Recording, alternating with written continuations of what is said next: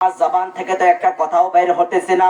হে মালিক, তুমি আমাকে মাফ করিয়ে দাও। আল্লাহ পাক রব্বুল আলামিন সেই মুন্নাসকে বলে, আমি তোমাকে মাফ করিয়ে দিলাম। সেই মুন্নাস অর্থাৎ সেই মহিলা হযরতে মুসা আলাইহিস সালামকে বললেন, হযরতে মুসা আলাইহিস সালামকে বললেন, হে মুসা আলাইহিস সালাম, আপনার মতো পবিত্র কেউ নাই, আপনার মতো পবিত্র কেউ নাই। হযরতে মুসা আলাইহিস সালামকে বলানোর পরে হযরতে মুসা আলাইহিস দাঁড়া করাইছো, কওমের লোকদেরকে লইয়া ডাকিয়েছো। সেই মুন্নাস সেই মহিলা বলল, না, শুধু এটার জন্য না, হে মুসা আলাইহিস সালাম, আপনার মতো পবিত্র কেউ নাই, আপনার মতো পবিত্র কেউ নাই। আমি সাক্ষী দিতেছি যে আপনার মতো পবিত্র কেউ নাই। এই 6 জন ইহুদি আমাকে টাকার লোভ ধরাইয়া, টাকার পয়সার লোভ ধরাইয়া, পয়সার লোভ ধরাইয়া, স্বর্ণের লোভ ধরাইয়া আমাকে তাড়া করাইছে। আমি যেন আপনি আমার সাথে জিনা করেছেন এই মিথ্যা মামলা দেওয়ার জন্য। হযরত মুসা আলাইহিস সালাম রাগী হয়ে গেলেন। হযরত মুসা আলাইহিস সালাম রাগী হয়ে গেলেন। আল্লাহ পাক রব্বুল আলামিনকে বলে, হে মালিক, হে মালিক, তুমি আমাকে জমিনকে বলো, আরদি মানে জমিনকে বলো আমার কথা শুনতে, এই জমিনকে বলো আমার কথা শুনতে, আমি যেরকম ভাবে বলবো সেরকম চলতে। আল্লাহ পাক রব্বুল আলামিন হযরত জিবরাইল আলাইহিস সালামের মাধ্যমে আল্লাহ পাক রব্বুল আলামিন বলে দিলেন, হে জমিন, তুমি এই মুসা আলাইহিস সালামের কথা মতে তুমি কাজ করো। আল্লাহর নবী পয়গম্বর হযরত মুসা আলাইহিস সালাম জমিনকে বলল, হে জমিন, তুমি এই মুন্নাসকে, এই মহিলাটাকে ধরে ফেলো। নাউজুবিল্লাহ বলো। আল্লাহর নবী পয়গম্বর হযরত মুসা আলাইহিস সালাম বললেন, এই মহিলাটাকে তুমি ধরে ফেলো। আল্লাহর নবী পয়গম্বরের কথা মতে জমিন অর্থাৎ আরদি, এই জমিনটা সেই মুন্নাসকে ধরে ফেললো, সেই মুন্নাসকে ধরে ফেললো। হলো হযরত মুসা আলাইহিস সালাম বললেন, তুমি তাকে মাজা পর্যন্ত তাকে ঘিরে ফেরো। হযরত মুসা আলাইহিস সালামের কথা মতে জমিন অর্থাৎ আরদি জমিনটা হযরত মুসা আলাইহিস সালামের কথা মতে তার মাজা পর্যন্ত দাবাইয়া নিলেন। হযরত মুসা আলাইহিস সালামকে সেই মহিলা বলল, হে মুসা আলাইহিস সালাম, আমাকে বাঁচাও, আমাকে বাঁচাও, আমাকে বাঁচাও। আমি আর জীবনে এরকম কাজ করব না, আমি আর জীবনে এরকম ভুল করব না, আমাকে বাঁচাও। হযরত মুসা আলাইহিস সালাম আরো রেগে গেলেন। হযরত মুসা আলাইহিস সালাম জমিনকে বললে, হে জমিন, তুমি তাকে বুক পর্যন্ত তাকে দাবাইয়া রাখো।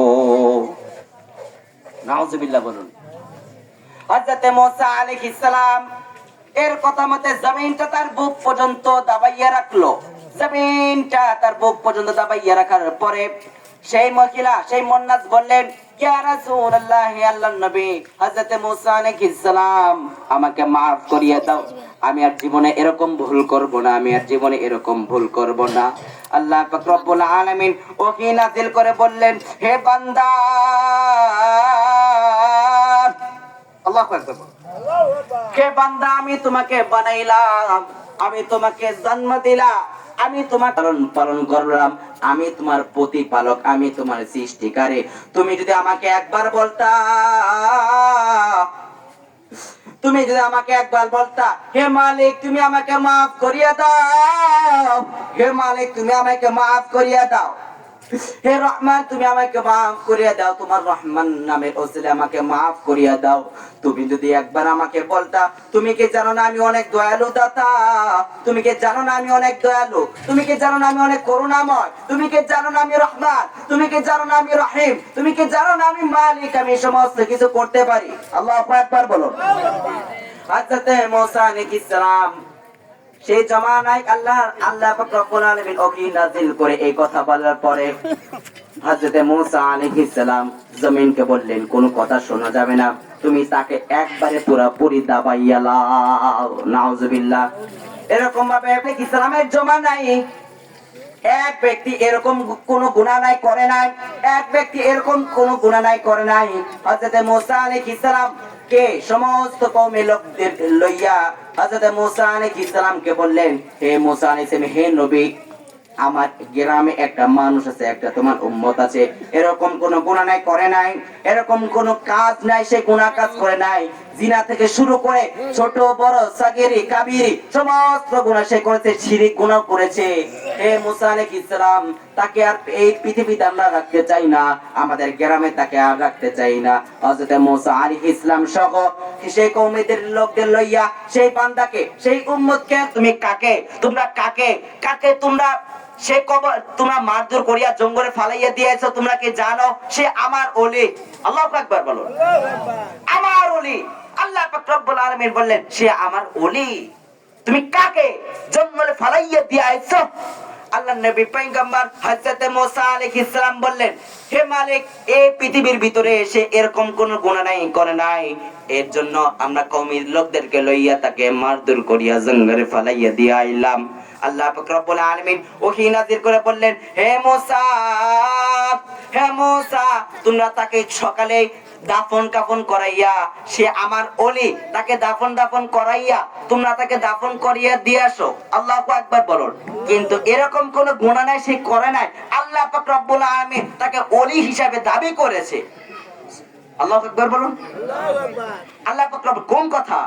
আল্লাহ পাক রব্বুল আলামিন তাকে ওলি হিসেবে দাবি করেছে। হযরত মুসা আলাইহিস সালাম মালিককে বললেন, কে মালিক, কিসের কারণে তুমি তাকে ওলি হিসেবে দাবি করলা? হযরত মুসা আলাইহিস সালাম এটা বলেন পর আল্লাহ পাক রব্বুল আলামিন ওহী নাযিল করে বললেন, তুমি কি জানো না আমি রহমান? তুমি কি জানো না আমি রহিম? তুমি কি জানো না আমি মালিক? তুমি কি জানো না আমি কুদ্দুস? তুমি কি জানো না আমি রহমান, আমি দয়ালু দাতা, আমি করুণাময় দয়ালু দাতা? হযরত মুসা আলাইহিস সালাম বললেন, হে আমরা জানি আপনি দয়ালু দাতা।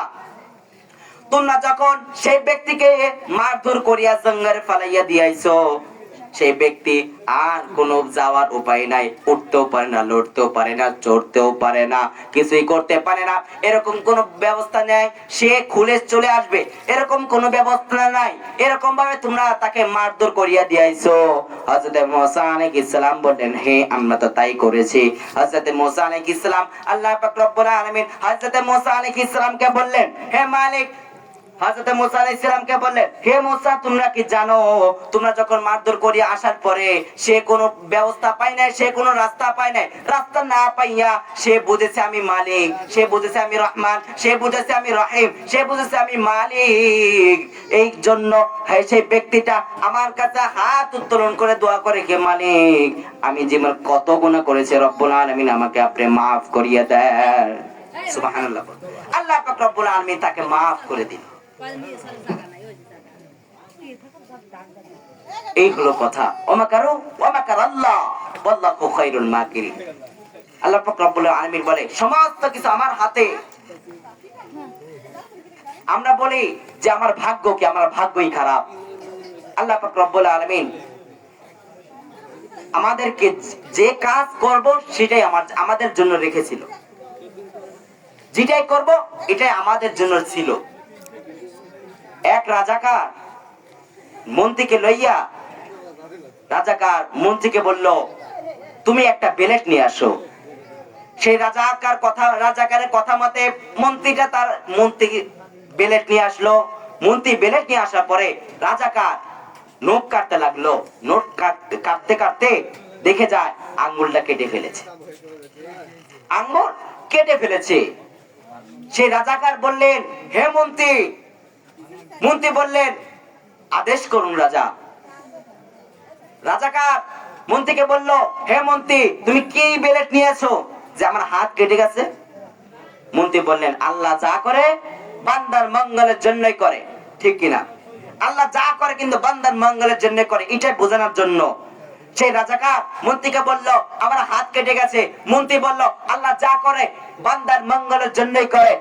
রাজাকার রেগে গেলেন, এ কি বলো, এ তুমি কি বলো? রাজাকার সমস্ত বাহিনীদেরকে লইয়া রাজাকার বললেন, এ মন্ত্রীকে তোমরা কারাগারে বন্দী করো। রাজাকার এদিকে হরিণ শিকার করতে যাইবে, সমস্ত বাহিনীদেরকে লইয়া রাজাকার হরিণ শিকার করতে গেল। হরিণ শিকার করার পথে একটি হরিণকে রাজাকারের খুব পছন্দ হয়েছে, একটা হরিণকে রাজাকারের খুব পছন্দ হয়েছে। রাজাকার সেই হরিণের পিছনে পিছনে দৌড়াতে থাকলেন। এক সময় এরকম জায়গায় যায়া উপস্থিত হইলেন যে জায়গায় এরকম একটা জাতি যে খালি মানুষ খায়, রাক্ষসনি মানুষ খায়। কিরকম মানুষ? নিখুঁত মানুষ। কি মানুষ?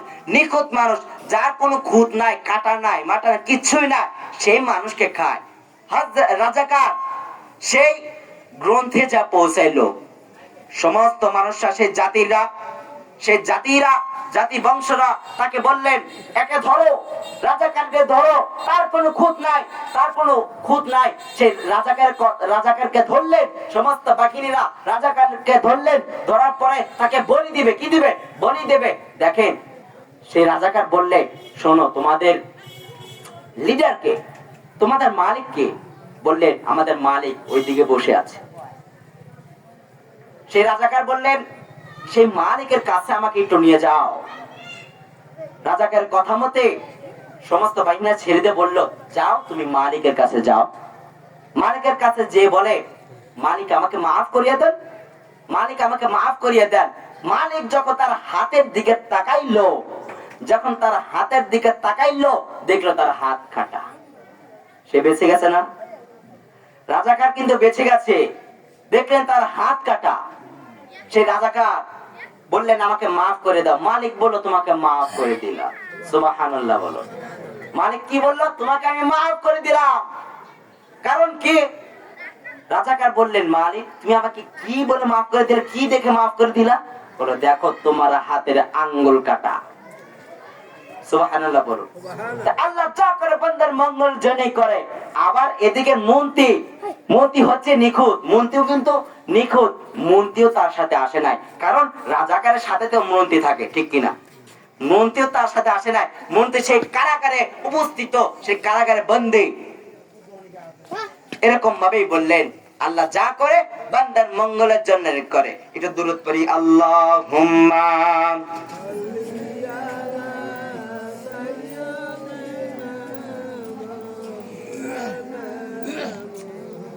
محمد وعلى آله